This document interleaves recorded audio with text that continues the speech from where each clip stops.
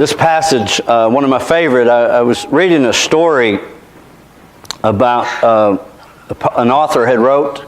It's a pretty powerful story, I think. And the fella had checked himself into a motel in Canada. And he was all alone, and he was deeply disturbed and deeply depressed. And normally this man was a very important man, head of a large corporation, a shipping company.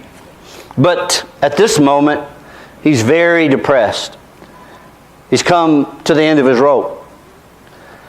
You see, this man had been one of those who worried about everything.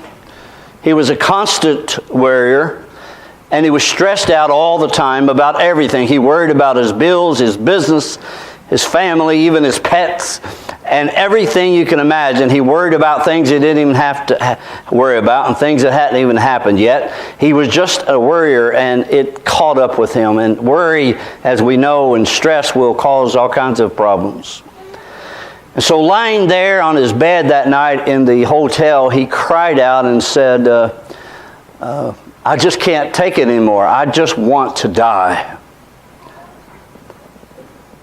And then he thought to himself, what would God think of him if he heard him saying that? And then he realized that it was the first time in years that he'd even prayed to God.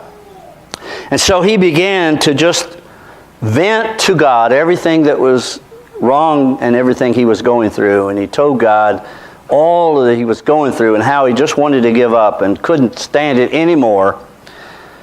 And he said, all of a sudden, he heard this voice. It wasn't a loud voice. It was just a still small voice. The one like we read about today, that God was in that still small voice. And it was simply this. It doesn't have to be this way. That was it. He heard that voice, and all of a sudden, he just realized, what is this? Is this God speaking? So he goes home later and talks to his wife and tells his wife about it. And then tells his brother, who was a minister, by the way, about it. And he's like, do you think that's God speaking to me? And the minister, his brother, said, of course. It doesn't have to be this way. That is the message of the Bible. That is the message of God to a world that's lost and a world that's hurting.